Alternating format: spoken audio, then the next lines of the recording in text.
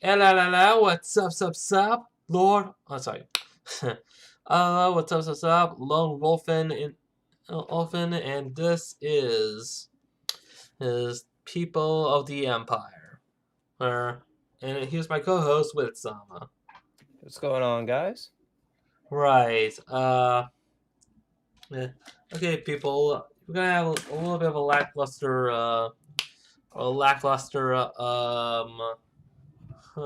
news desk segment, but right now we're going to talk about going to our main segment, our first segment, the main topic of the week, and that is we're going to talk about MatPat's video on how to help YouTube.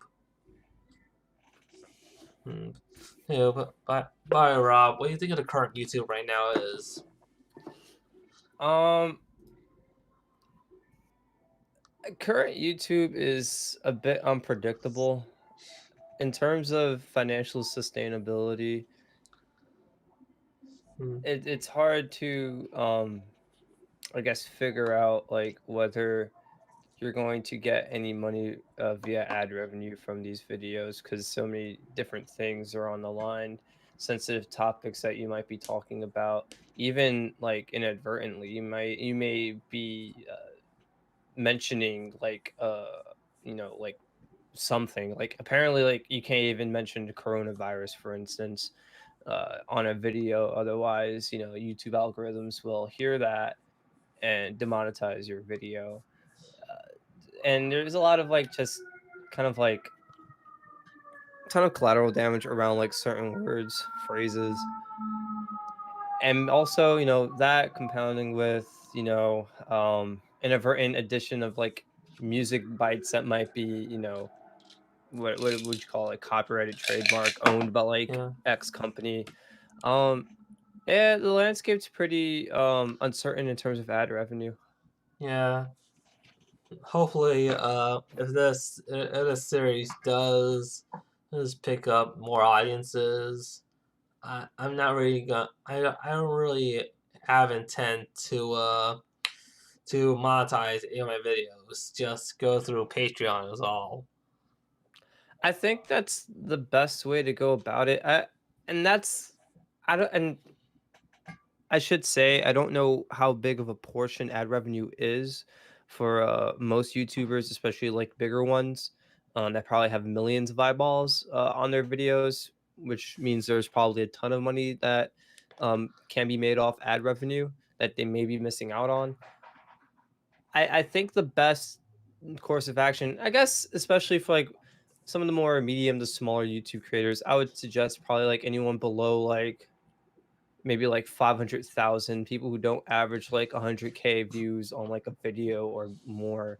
I think, and this is what I believe everyone should be following, is finding different ways to monetize their videos that isn't like Google ad revenue, which would be like a fan supported like Patreon, um, merchandise, and more especially, I don't really understand why why YouTube creators emphasize that their YouTube is the brand of their merchandise, where they slap their YouTube name and their YouTube logo on the merchandise. I think they'd be much better off creating like a different kind of brand that's, I mean, like you promote it, of course, but it's a clothing brand first before it's, a YouTube image.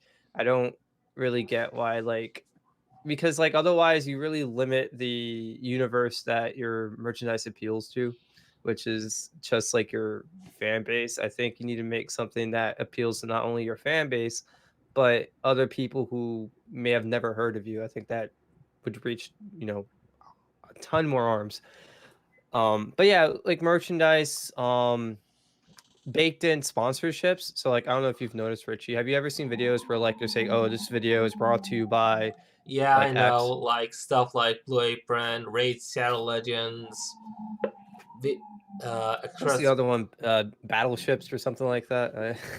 That's a popular one. Oh, World of Warships. There you go. World of Warships. I don't know if you've seen that one. Yeah, I've. It's been a long time since I saw that one. All I'm seeing right now is Raid Shadow Legends. Yeah, it seems to be the big one taking over YouTube.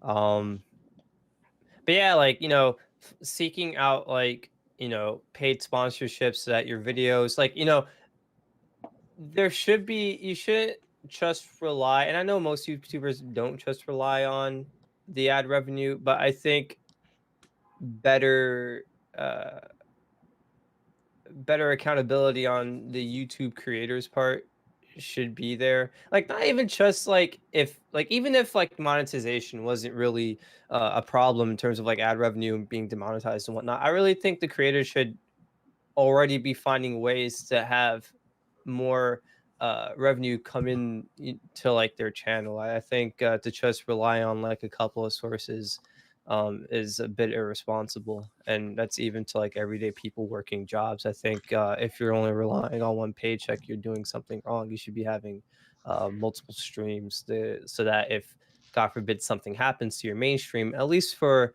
you know a short amount of time, you could be supported by the other streams. But uh, that's just me. Speaking, interesting you say that because we're gonna talk about MatPat in just a few seconds, but he also touched upon issues with YouTube, most notably stuff like merchandise. Nice, and hope. But right now, let's get into talking about the video. Hmm. You know, well, but the first thing I want to talk about is I really hate this, but we have to talk about Kappa. He what he mentions start on the beginning of the video. Uh, yeah, Kappa, Kappa is very. I don't know how to put it. I guess I'm not too read up on Kappa. I get like maybe the gist of it, but there seems to be a lot. There seems to be more to it than just if your video just happens to be appealing to children, that we have to demonetize it like in order to be in compliance with COPPA, because you don't want to I guess the idea is that they don't want to put ads on videos made for children because children are impressionable, and you can sway them into buying something. I think that's the idea of COPPA. I don't know if you want to correct me. you just some problems with Kappa that I have, but yeah, pretty much the Children Online Privacy Protection Act, which is which I really hate that acronym. Anyways, anyways, the thing about COPPA is to help protect children, despite the fact that YouTube has a whole like thing set up for children and separately, and and the worst part about it is how a lot of the stuff evolving what children like that's in this legislation is actually just plain stupid. You got stuff like bright colors, gaming, cartoons, and whatnot. And this is just a very bad thing to have. It's one of the they can just take you can just demonetize just for having some stuff that's really not just about children, I guess. Yeah, the whole the broad blanket that like the COPPA, like I guess description, like I guess has like, oh, what's considered made for kids. That whole broad blanket, it's very unfair. Videos, you really can't just like you know you can't cover all of like the videos made for children with just one like broad like brush stroke.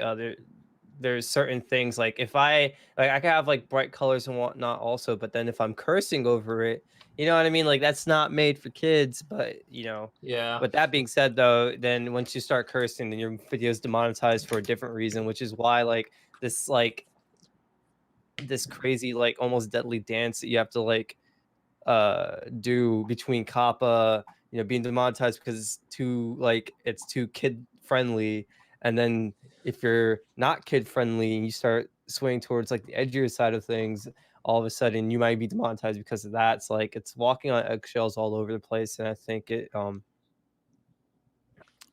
yeah, it definitely like takes away from the creativity of some creators because of the fact that they have to really tread very lightly and carefully.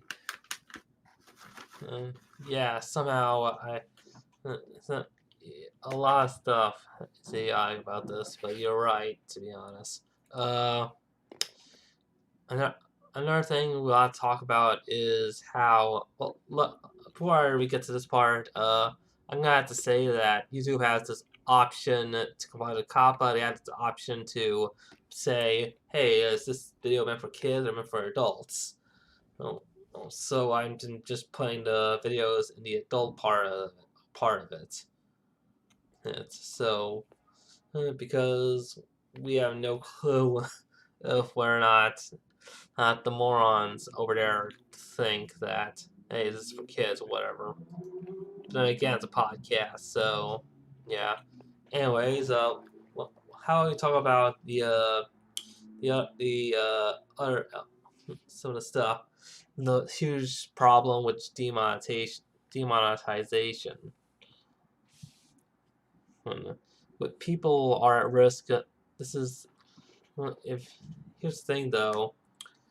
No, I found people who are talking about other YouTube videos that were not meant for kids before COPPA to begin with, but I found people on YouTube who are talking about the about videos that were that shifted towards children, and because YouTube does not know how to handle like, hey, what's for kids and what's not for kids.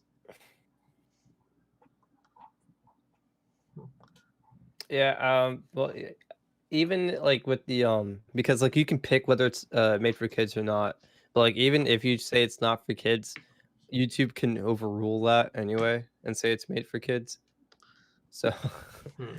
um Yeah, but I'm just talking about videos before COPPA that were that YouTube didn't even bother to help change what's on the video on the on the. I'm losing my Christ, what's the word? But anyways, there's a lot of problems. Another thing I want to talk about is sponsorship. Well, big companies that try to market their stuff over on YouTube. Hmm. Oh, but companies like Disney went